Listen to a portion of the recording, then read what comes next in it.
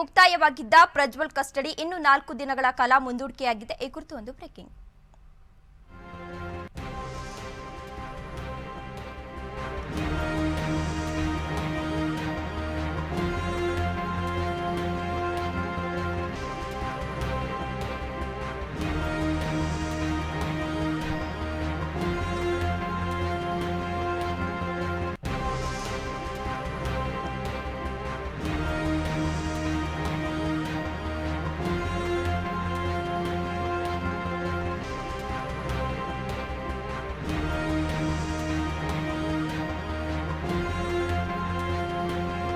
ಹಾಸನದಲ್ಲಿ ಅಶ್ಲೀಲ video ಹರಿದಾಡಿದ case ಇವತ್ತಿಗೆ ಮುಕ್ತಾಯವಾಗಿದ್ದ ಪ್ರಜ್ವಲ್ ಕಸ್ಟಡಿ. ಈ ಹಿನ್ನೆಲೆ ಕೋರ್ಟ್ ಎದುರು ಪ್ರಜ್ವಲ್ ಹಾಜರುಪಡಿಸಲಾಗಿತ್ತು. ಆರೋಪಿ ಪ್ರಜ್ವಲ್ ರೇವಣ್ಣಗೆ ಮತ್ತೆ ಪೊಲೀಸ್ ಕಸ್ಟಡಿಯನ್ನ ನೀಡಲಾಗಿದೆ. 4 ದಿನಗಳ ಕಾಲ ಎಸ್ಐಟಿ ಕಸ್ಟಡಿಗೆ ವಹಿಸಿ ಕೋರ್ಟ್ ಆದೇಶವನ್ನ ನೀಡಿದೆ. ಬೆಂಗಳೂರಿನ 42ನೇ ಎಸಿಎಂಎಂ ಕೋರ್ಟ್ ಆದೇಶವನ್ನ ನೀಡಿರುವಂತದ್ದು. ಹಾಸನದಲ್ಲಿ ಅಶ್ಲೀಲ ವಿಡಿಯೋ ಹರಿದಾಡಿದ ಕೇಸ್ ಇವತ್ತಿಗೆ ಮುಕ್ತಾಯವಾಗಿದ್ದ ಪ್ರಜ್ವಲ್ ಕಸ್ಟಡಿ. ಈ ಹಿನ್ನೆಲೆ ಕೋರ್ಟ್ ಎದುರು ಪ್ರಜ್ವಲ್ ಅನ್ನ ಹಾಜರುಪಡಿಸಲಾಗಿತ್ತು. ಆರೋಪಿ ಪ್ರಜ್ವಲ್ ರೇವಣ್ಣಗೆ ಮತ್ತೆ ಪೊಲೀಸ್ ಕಸ್ಟಡಿಯನ್ನ ನೀಡಲಾಗಿದೆ. 4 ದಿನಗಳ ಕಾಲ ಎಸ್ಐಟಿ ಕಸ್ಟಡಿಗೆ ವಹಿಸಿ ಕೋರ್ಟ್ ಆದೇಶವನ್ನ ನೀಡಿದೆ. ಬೆಂಗಳೂರಿನ 42ನೇ ಎಸಿಎಂಎಂ ಕೋರ್ಟ್ ಈಗಾಗಲೇ ಆದೇಶವನ್ನ ನೀಡಿರುವಂತದ್ದು. ಲೈಂಗಿಕ ದೌರ್ಜನ್ಯ ಮತ್ತು ಅತ್ಯಾಚಾರ ಪ್ರಕರಣದಲ್ಲಿ ಹಾಸನದ ಮಾಜಿ ಸಂಸದ ಪ್ರಜ್ವಲ್ ರೇವಣ್ಣರನ್ನು ಮತ್ತೆ 4 ದಿನಗಳ ಕಾಲ ಎಸ್ಐಟಿ ಕಸ್ಟಡಿಗೆ ನೀಡಲಾಗಿದೆ. ಅವರ ವಿಚಾರಣೆ ಇನ್ನೂ ಬಾಕಿ ಇರುವ ಕಾರಣ ಎಸ್ಐಟಿ ಕಸ್ಟಡಿಯನ್ನ ವಿಸ್ತರಣೆ ಮಾಡಬೇಕು ಎಂದು ಈಗಾಗಲೇ ಮನವಿಯನ್ನ ಸಲ್ಲಿಸಲಾಗಿತ್ತು. ಇದರಿಂದಾಗಿ ಮತ್ತೆ 4 ದಿನಗಳ ಕಾಲ ಅಂದ್ರೆ ಜೂನ್ 10ರವರೆಗೆ ಅವರನ್ನ ಎಸ್ಐಟಿ ಕಸ್ಟಡಿಗೆ ನೀಡಲಾಗಿದೆ. ಗುರುವಾರ ಪ್ರಜ್ವಲ್ ರೇವಣ್ಣ ಅವರ ಕಸ್ಟಡಿ ಅಂತ್ಯಗೊಂಡ ಹಿನ್ನೆಲೆಯಲ್ಲಿ ಇಂದು ಅವರನ್ನ ಸಿಟಿ ಸಿವಿಲ್ ಕೋರ್ಟ್ಗೆ ಹಾಜರುಪಡಿಸಲಾಗಿತ್ತು. ಈ ವೇಳೆ ಅವರಿಗೆ ಬಿಗಿ ಪೊಲೀಸ್ ಬಂದೋಬಸ್ತ್ ಕೂಡ ನೀಡಲಾಗಿತ್ತು. ನ್ಯಾಯಾಧೀಶರ ಮುಂದೆ ಪ್ರಜ್ವಲ್ ಅವರನ್ನ ಹಾಜರುಪಡಿಸಲಾಗಿತ್ತು.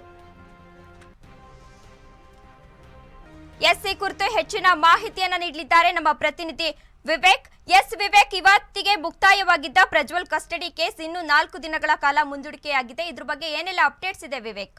ಹಾಸನದಲ್ಲಿ ಅಶ್ಲೀಲ ವಿಡಿಯೋ ಹರಿದಾಡಿದ ಕೇಸ್, ಲೈಂಗಿಕ ದೌರ್ಜನ್ಯ ಮತ್ತು ಅತ್ಯಾಚಾರ ಪ್ರಕರಣದಲ್ಲಿ ಹಾಸನದ ಮಾಜಿ ಸಂಸದ ಪ್ರಜ್ವಲ್ ರೇವಣ್ಣರನ್ನ ಮತ್ತೆ 4 ದಿನಗಳ ಕಾಲ ಎಸ್ಐಟಿ ಕಸ್ಟಡಿಗೆ ನೀಡಲಾಗಿದೆ. ಅವರ ವಿಚಾರಣೆ ಇನ್ನೂ ಬಾಕಿ ಇರುವ ಕಾರಣ ಎಸ್ಐಟಿ ಕಸ್ಟಡಿಯನ್ನ ವಿಸ್ತರಣೆ ಮಾಡಬೇಕು ಎಂದು ಈಗಾಗಲೇ ಎಸ್ಐಟಿ ಮನವಿಯನ್ನ ಸಲ್ಲಿಸಲಾಗಿತ್ತು. ಇದರಿಂದಾಗಿ ಮತ್ತೆ 4 ದಿನಗಳ ಕಾಲ ಅಂದ್ರೆ ಜೂನ್ 10ರವರೆಗೆ ಅವರನ್ನ ಎಸ್ಐಟಿ ಕಸ್ಟಡಿಗೆ ನೀಡಲಾಗಿದೆ. ಗುರುವಾರ ಪ್ರಜ್ವಲ್ ರೇವಣ್ಣ ಅವರ ಕಸ್ಟಡಿ ಅಂತ್ಯಗೊಂಡ ಹಿನ್ನೆಲೆಯಲ್ಲಿ ಇಂದು ಅವರನ್ನ ಸಿಟಿ ಸಿವಿಲ್ ಕೋರ್ಟ್ ಎದುರು ಹಾಜರನ್ನ ಪಡಿಸಲಾಗಿತ್ತು. ಈ ಕುರಿತು ಹೆಚ್ಚಿನ ಮಾಹಿತಿಯನ್ನ ನೀಡಲಿದ್ದಾರೆ ನಮ್ಮ ಪ್ರತಿನಿಧಿ ವಿವೇಕ್. ಇವತ್ತಿಗೆ ಮುಕ್ತಾಯವಾಗಿದ್ದ ಪ್ರಜ್ವಲ್ ಕಸ್ಟಡಿ ಕೇಸ್ ಇನ್ನು 4 ದಿನಗಳ ಕಾಲ ಮುಂದೂಡಿಕೆಯಾಗಿದೆ. ಇದ್ರ ಬಗ್ಗೆ ಏನೆಲ್ಲ ಅಪ್ಡೇಟ್ಸ್ ಇದೆ ವಿವೇಕ್? ಮಿನಿಟ್ಸ್ನಿಂದ ವಾಪಸ್ ಆಗ್ತಿದ್ದಂಗೆ ಎಸ್ಐಟಿ ತಂಡ ಕೂಡ ಅವರನ್ನ ಏರ್ಪೋರ್ಟ್ ನಲ್ಲೇ ವಶಕ್ಕೆ ಪಡೆದುಕೊಂಡು ಅದಾದ ನಂತರ ಎಸ್ಐಟಿ ಕಸ್ಟಡಿ ಕೂಡ ತಗೋತಾರೆ. ಅದಾದ ನಂತರ 42nd ಎಸಿಎಂಎಂ ಕೋರ್ಟ್ ನಲ್ಲಿ ಕೂಡ ಆದೇಶ ಬರುತ್ತೆ. 6 ದಿನಗಳ ಕಾಲ ಅವರಿಗೆ ಪೊಲೀಸ್ ಕಸ್ಟಡಿ ಎಸ್ಐಟಿ ಕಸ್ಟಡಿ ಕೂಡ ಕೊಡಲಾಗುತ್ತೆ. ಅದು 6 ದಿನಗಳ ಕಾಲ ಅಂತ್ಯ ಕೂಡ ಆಗುತ್ತೆ. ಈ ಅಂತ್ಯ ಆಗೋ ಬೆನ್ನಲ್ಲೇ ನಿನ್ನೆ ಅಷ್ಟೇ ಏನಿತ್ತು, ಪ್ರಜ್ವಲ್ ರೇವಣ್ಣ ಅವರಿಗೆ ಕೂಡ ಬೋರಿಂಗ್ ಹಾಸ್ಪಿಟಲ್ಗೆ ಕರ್ಕೊಂಡು ಹೋಗೋ ಅವರ ಪುರುಷತ್ವ ಪರೀಕ್ಷೆ ಕೂಡ ಮಾಡಲಾಗುತ್ತೆ. ಈ ನಿಟ್ಟಿನಲ್ಲಿ ನೋಡ್ತಾ ಹೋದ್ರೆ ಇವತ್ತು ಆ ಪರೀಕ್ಷೆ ಮಾಡಿದಂತ ರಿಪೋರ್ಟ್ ಕೂಡ ಬರುತ್ತೆ, ಅಲ್ಲಿ ಪಾಸಿಟಿವ್ ಅಂತ ಕೂಡ ಬರುತ್ತೆ. ಇವತ್ತು ಆ ರಿಪೋರ್ಟ್ ಅನ್ನು ಕೂಡ ನ್ಯಾಯಾಲಯಕ್ಕೆ ಕೂಡ ಸಲ್ಲಿಸ್ತಾರೆ ಎಸ್ಐಟಿ ತನಿಖಾ ತಂಡ. ಮತ್ತು ನೋಡ್ತಾ ಹೋದ್ರೆ ಎಸ್ಐಟಿ ತನಿಖಾ ತಂಡ ಈ ತೀವ್ರತೆಯನ್ನು ಇನ್ನೂ ಹೆಚ್ಚು ಮಾಡುತ್ತೆ ಈ ಪ್ರಕರಣದಲ್ಲಿ ಅಂತಾನೆ ಹೇಳ್ಬೋದು. ಒಂದ್ ರೀತಿಯಾಗಿ ಜಾಲಾಡ್ತಾನೆ ಹೋಗಿದೆ ಪ್ರಜ್ವಲ್ ರೇವಣ್ಣ ಅವರ ಹಿನ್ನೆಲೆ ಕೂಡ ಅಂತಾನೆ ಹೇಳ್ಬೋದು. ಹಾಸನಲ್ಲಿರುವಂತಹ ಮಾಜಿ ಎಸ್ಪಿಗಳಾಗಿರ್ಬೋದು, ಅಡಿಷನಲ್ ಎಸ್ಪಿಗಳಾಗಿರ್ಬೋದು, ಅವರಿಗೂ ಸಹ ನೋಟಿಸ್ ಗಳನ್ನ ಕೊಟ್ಟಿದೆ. ಈ ರೀತಿಯಾಗಿ ಪ್ರಜ್ವಲ್ ಪ್ರಕರಣದಲ್ಲಿ ನೀವು ಅಲ್ಲಿ ಸರ್ವಿಸ್ ಮಾಡುವ ಸಮಯದಲ್ಲಿ ಯಾವ್ದಾದ್ರು ವಿಡಿಯೋ ಬಗ್ಗೆ ಏನಾದ್ರು ಕೇಳ್ಪಟ್ಟಿದ್ರ ಅನ್ನೋ ಒಂದು ನಿಟ್ಟಿನಲ್ಲಿ ಆ ನೋಟಿಸ್ ನಲ್ಲಿ ಕೂಡ ಮೆನ್ಷನ್ ಮಾಡಿದೆ ಅಂತ ಮೂಲ ಮಾಹಿತಿಗಳಿಂದ ತಿಳಿದು ಬರ್ತಿದೆ.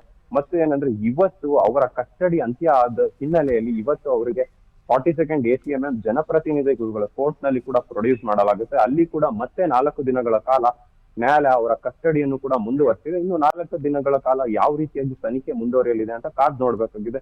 ಈ ಹಿಂದೆ ಕೂಡ 6 ದಿನಗಳ ಕಾಲ ಎಸ್ಐಟಿ ಕಸ್ಟಡಿನಲ್ಲಿದ್ದಾಗ ಪ್ರಜ್ವಲ್ ರೇವಣ್ಣ ಅವರು ಯಾವುದೇ ರೀತಿಯಾದ ಸರಿಯಾದ ಉತ್ತರ ಕೂಡ ಕೊಡ್ಲಿಲ್ಲ, SIT ತನಿಖಾ ತಂಡಕ್ಕೆ ಸಮರ್ಪಕವಾದ ಉತ್ತರ ಕೂಡ ನೀಡ್ಲಿಲ್ಲ ಅಂತ ಕೂಡ ಮಾಹಿತಿಗಳು ತಿಳಿದು ಬಂದಿತ್ತು. ಅವರ ಫೋನಿನ ವಿಚಾರಕ್ಕೆ ಸಂಬಂಧಪಟ್ಟಂತೆ ಕೇಳಿದಾಗ ಕೂಡ ನನ್ನ ಬಳಿ ಇದ್ದದ್ದು ಒಂದೇ ಫೋನು, ನೀವು ಏರ್ಪೋರ್ಟ್ ನಲ್ಲಿ ಇದ್ದಾಗ ನೀವೇ ತಗ್ಸ್ಕೊಂಡಿದ್ದೀರಾ ಅಂತ ಕೂಡ ಹೇಳಿದ್ರು. ಮತ್ತೆ ಸಂತ್ರಸ್ತೆಯರ ಬಗ್ಗೆ ಕೇಳಿದಾಗ, ಕೆಲ್ಸದಾಕೆಯ ಬಗ್ಗೆ ಕೇಳಿದಾಗ, ನಮ್ಮನೆಯಲ್ಲಿ ಸಾಕಷ್ಟು ಜನ ಕೆಲಸದವರಿದ್ದಾರೆ, ಅದ್ರಲ್ಲಿ ಯಾರು ಅಂತಾನೂ ಗೊತ್ತಿಲ್ಲ ಅಂತ ಈ ರೀತಿಯಾದ ಉತ್ತರಗಳನ್ನು ಪ್ರಜ್ವಲ್ ರೇವಣ್ಣ ನೀಡಿದ್ರು. ಹಾಗಾಗಿ ಆ ಹಿನ್ನೆಲೆಯಲ್ಲಿ ಮತ್ತೆ ಇವತ್ತು ಕಸ್ಟಡಿಗೆ ಕೇಳಿದ್ರು. ನ್ಯಾಯಾಲಯಕ್ಕೆ ಕೂಡ ಅವರ ಸ್ಪೆಷಲ್ PC ಆದಂತ ಅಶೋಕ್ ಅವರು ಕೂಡ ಮತ್ತೆ ಇನ್ನು ಕಸ್ಟಡಿಗೆ ನೀಡಬೇಕಾಗಿದೆ ಅಂತ ಕೂಡ ಮನವಿಯನ್ನ ಕೋರ್ಕೊಂಡಿದ್ರು, ಆಕ್ಷೇಪಣೆ ಮಂಡಿಸಿದ್ರು ಕೋರ್ಟ್ ನಲ್ಲಿ. ಆ ಹಿನ್ನೆಲೆಯಲ್ಲಿ ಮತ್ತೆ ಪ್ರಜ್ವಲ್ ರೇವಣ್ಣ ಅವರಿಗೆ ಇವತ್ತು 4 ದಿನಗಳ ಕಾಲ ಕಸ್ಟಡಿಗೆ ಕೊಡಲಾಗಿದೆ. ತೇಜಸ್ವಿನಿ. ಎಸ್, ಧನ್ಯವಾದ ವಿವೇಕ್ ತಮ್ಮೆಲ್ಲ ಮಾಹಿತಿಗಾಗಿ.